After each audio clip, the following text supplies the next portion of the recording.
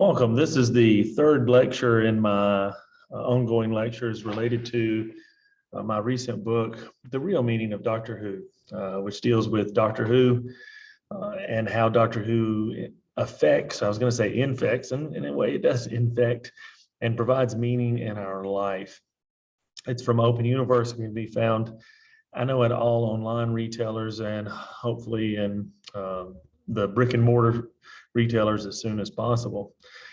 But anyway, this is a lecture where I briefly look at some of the issues from chapter 2. Now remember, in chapter 1, I provide several reasons why we should understand the Doctor as a flaneur. To me, that's the central concept to Doctor Who, and it's the central concept to living the good life. And a flaneur is one who gets lost on purpose, one who is engaged in the world, who is intentional in his or her actions in an attempt to explore and understand. And it's through that engagement with the world that we can flourish, that we become these fully formed, rational, moral beings. We don't become Time Lords with TARDISes, but we can live what's called the good life.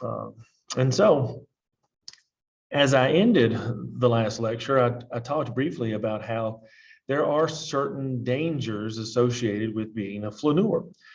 The most obvious is that we don't get regenerations. We don't have the fancy predictions and perceptual abilities of the Doctor.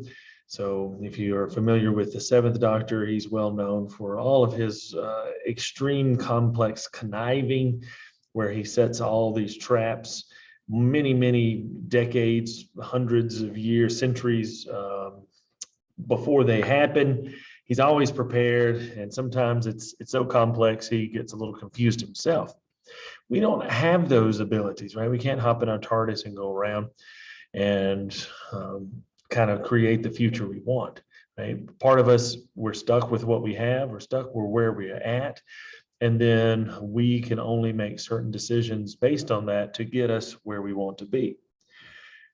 And so there are dangers to being a flaneur. There are dangers to being engaged.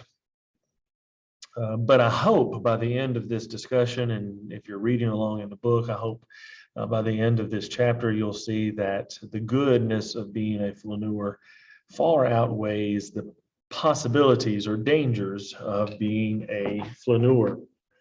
So chapter 2 is called The Dangers of Being the Doctor.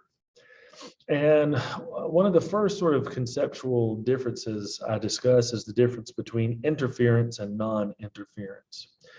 And I touch on the classic non-interference model given to us by the great holy Star Trek. You know, in Star Trek, they have General Order Number 1, which is the Prime Directive. And in the Prime Directive, though there are multiple interpretations of what it means, it basically means you don't interfere with developing societies. We see this play out in everyday life and political, especially national geopolitical life, where we see that we allow each country to govern themselves and have to have a really good reason to interfere in their governance. They have to do something really awful. And usually we will avoid interfering in those situations if it is an internal conflict. Other ways we see non-interference are in psychological studies, where the researcher needs to remain hidden, or the fact that the subjects are being studied needs to remain hidden. So as a result, the researcher doesn't engage, right? They practice non-interference. That gives a more accurate view of what's happening with the test subjects. So there are virtues to non-interference.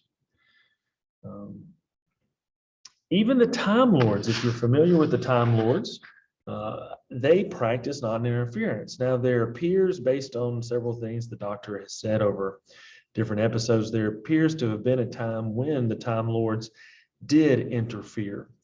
And there's a really neat theory in terms of the genesis of the Daleks, the classic Tom Baker serial, that the Time Lords, specifically the White Guardian, sends the Doctor in time to destroy the Daleks. What ends up happening is, at least according to the theory, is that it's the Doctors, it's the Time Lords meddling with the Daleks that creates what will eventually become the Great Time War. That if they hadn't sent Tom Baker, the Fourth Doctor, to Skaro to get involved in Genesis of the Daleks, that they could have avoided the Time War. Who knows, right? It's fictional, but it's an interesting fan theory that shows that the Time Lords do have a willingness to interfere. But for the most part, throughout the series, we see that the Time Lords at least espouse a view of non-interference. Now, again, this kind of changes when it's necessary. If you listen to the Big Finish audio books, there's the Celestial Intervention Agency, they get involved. And there are all sorts of machinations, that's a great word, that the Time Lords get involved from time to time. Regardless, by the time we get to the Doctor's adventures, we see that at least the Time Lords profess a policy of non-interference. And so they really are kind of the behind the scenes researcher, observing, neutral, not interfering. And as a result, we see the Time Lords become disconnected from reality. They are stuffy. They are mostly interested in kind of internal politics and those sorts of things. And there just seems to be something missing from their life. And so that's where a life of interference promotes a different engagement with the world. One of the great examples is if you think about the butterfly effect, and we see this in the Shakespeare Code when Martha goes on one of her early adventures and she's worried about time travel. And so she says to the Doctor, "Are we safe? I mean, can we move around and stuff?" And the Doctor says, "Of course we can. Why not?"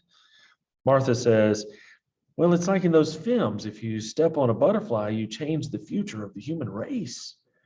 And the Doctor says, "Well, then don't step on any butterflies. What have butterflies done to you?" Right? So here Martha is representing this principle of non-interference. It's a principle that if we go back in time, or really if you think about it, every action we make might cause a bad future, might cause a good future too. But it's still, if we're going to go back in time, we want to avoid destroying our present by destroying something in the past. And the Doctor kind of just lightheartedly blows that off, saying, "What have you ever done to butterflies? Don't step on them." And it's because the Doctor has a much broader understanding of time, a much broader understanding of the way the world works. And it's an understanding that allows him to be engaged and to interfere. Now, granted, in this chapter, there's lots of concerns about things like determinism, right? If we're determined, well, that means the actions I take in the past will determine the present. So if I go back in the past and I step on a butterfly, I could destroy the present. The Doctor doesn't seem to be concerned about determinism. So maybe he holds some sort of indeterminate theory or some sort of compatibilism, meaning that, yes, the world does have this feature of determinism, but there's also a feature of free will or volition, right? There's the ability for us to make changes or to affect the world without completely changing the world. I think Farscape, if you're familiar with Farscape, there's a really neat discussion at the end of the entire series that focuses on the idea that even if we go back in time and change things, that time has kind of a way of self-correcting. And if this is in Doctor Who too, right? The Doctor has certain deadlocked events that can't change. So you could maybe go step on a bunch of butterflies, but as long as you don't, step on, the queen butterfly, which would be a deadlocked event. That's something you can't change, right? You wouldn't be able to destroy the queen butterfly. So anyway, there are concerns about that in terms of interference and non-interference. And right, so we want to be mindful of those. We don't want to just ignore those. But one of the issues with non-interference, right, is that we risk becoming as kind of stuffy and disconnected and, I don't know, disenfranchised, or I don't know, we lack the connection that makes life so fulfilling and so wonderful, exciting, fantastic. And this is the lesson the doctor tries to teach us. No matter what incarnation, we see the doctor engaging in life, interfering in life. But we have to, be aware that there are dangers here, right? Because interfering requires that we make ourselves vulnerable to all sorts of internal and external discomforts. Right? There are lots of introverts who will struggle with certain types of engagement. But being a flaneur, getting lost, doesn't mean that you have to get up in front of people and talk and go to big parties and socialize. There are other ways to engage, and so that's one of the lessons too. Is the doctor challenges us to find our own way to engage the world. But it does. Being a flaneur, engaging, makes us vulnerable. And to be vulnerable is scary because it opens ourselves up to be hurt, but it also opens ourselves up to new possibilities, new relationships, new pains, and new pleasures. It does all sorts of things, and they're not all good. The key, though, is how we interpret those when things go wrong, or when things don't work out how we expected. That we, instead of interpreting them negatively as sort of I'm a failure because that didn't work out, we interpret it as, oh, I'm going to be a success, right? I'm going to use this to learn and grow from, and hopefully not repeat the same mistakes. And so we learn, we grow. We see that pain's a part of life no matter what.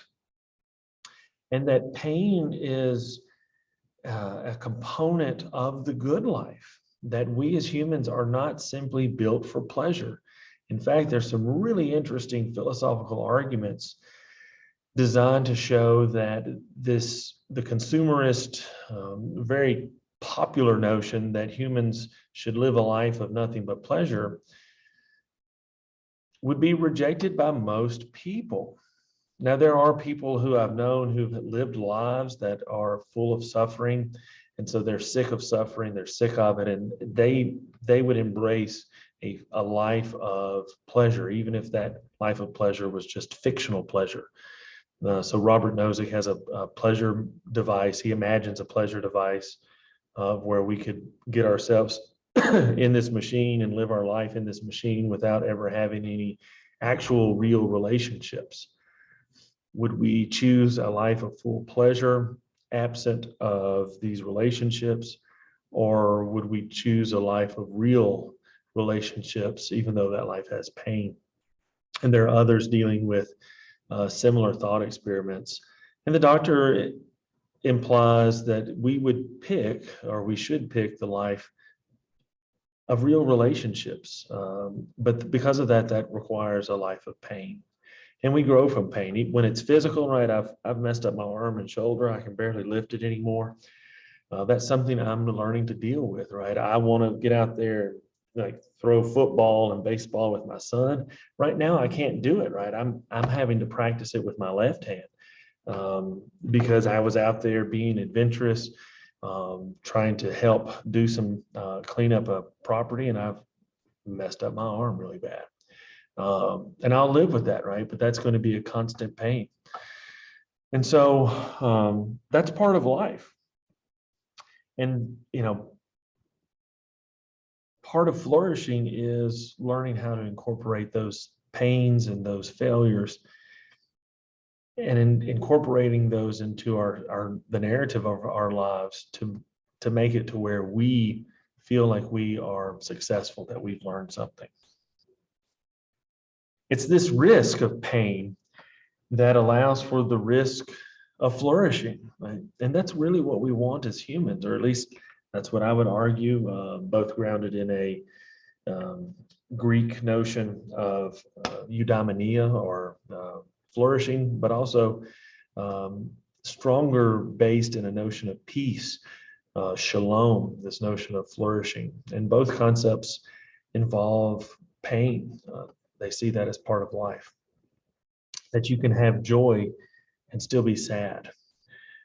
And so, to wrap up here, because I'm sure I've gone over my self-allotted time, is that to be a flaneur is to make oneself vulnerable, but it's that vulnerability that if we're really willing to open ourselves up and allow us to become vulnerable, it allows us to have deeper, more meaningful relationships, deeper, more meaningful activities.